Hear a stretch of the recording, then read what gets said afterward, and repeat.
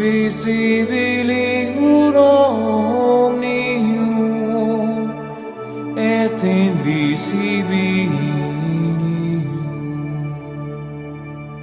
et in unum Dominum Iesum Christum. Hello guys, welcome back to Christianity Reloaded. Today we are looking at why the Catholic Church, the members of the Catholic Church and the Eastern Orthodox Church are battling it out all the time. Which church is the one true church? Because when you look at Matthew 16, for instance, you see that Christ said he's gonna find a church. He didn't say he's gonna find multiple churches, but he's gonna find a church. And that's why people make claims. The Catholic Church makes claim that they are the one true church that Christ talked about in Matthew, and the same thing Orthodox makes it. And when you look at their claims and how each of them go,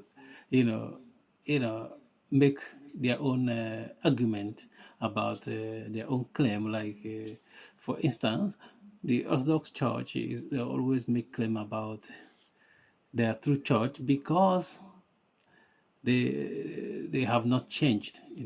I don't know if it's the official argument, but I've seen it enough, like people throwing this out there, to believe that lots of them can agree that this is where this is one of the points they will raise to tell you their true church. When you look at them, they will say, "Oh, look, we have not changed," and this is completely different from the argument that the Catholic Church makes that to prove that they want true church. You know what I mean?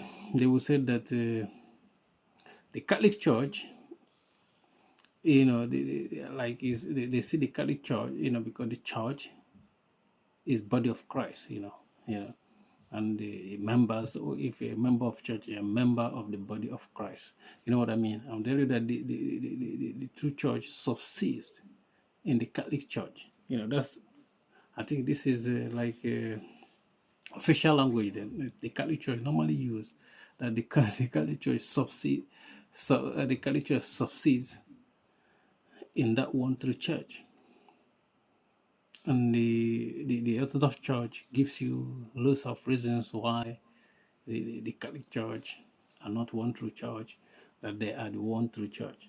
But I might be biased, you know what I mean? But I'm gonna look at it. I've looked at it several times, and I'm gonna tell you that what I notice is that there's something, common, so something like some ordinary person that with common sense can just see. That's where I start my argument with common sense. I don't want to go into all the doctrines, because there's a lot of doctrines. Each of them can throw at each other, like to say that their claim is false, But as somebody with common sense, if I'm gonna examine the Eastern Orthodox, that's the word they always claim this. When I examine them, I look at the Eastern Orthodox in terms of numbers. Christ was here 2,000 years ago.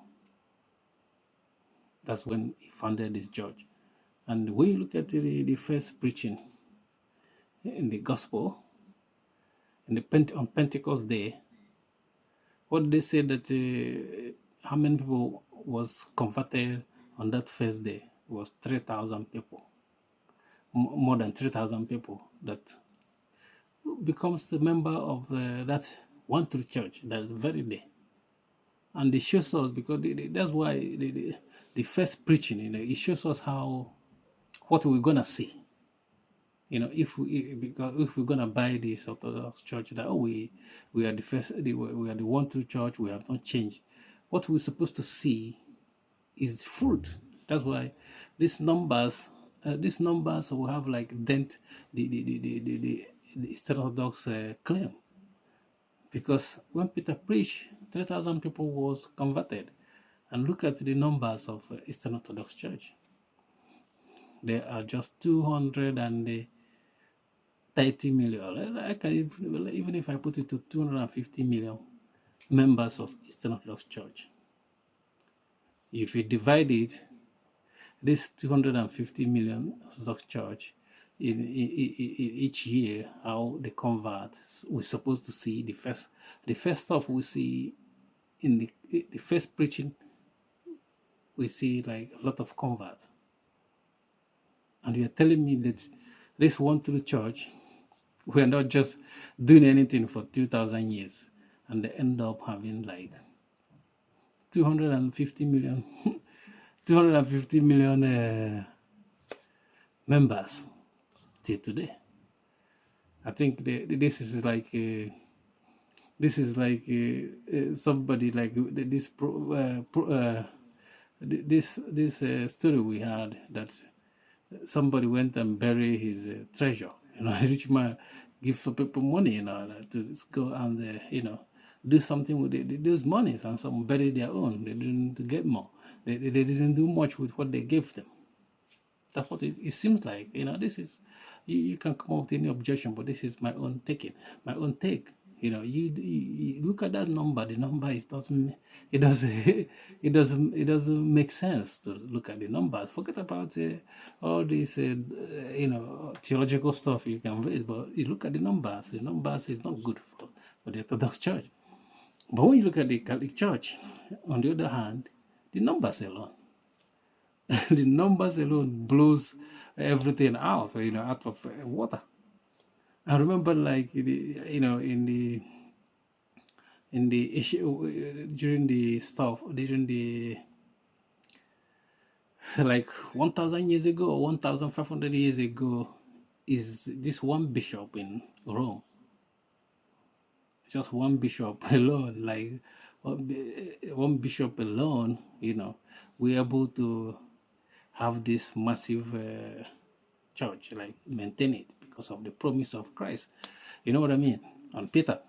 And you see the numbers. The numbers is massive for the Catholic Church. They have 1 billion extra people compared to the Eastern Orthodox. That's alone tells you what you're supposed to know. The miracle, like the numbers, it's miracle as well.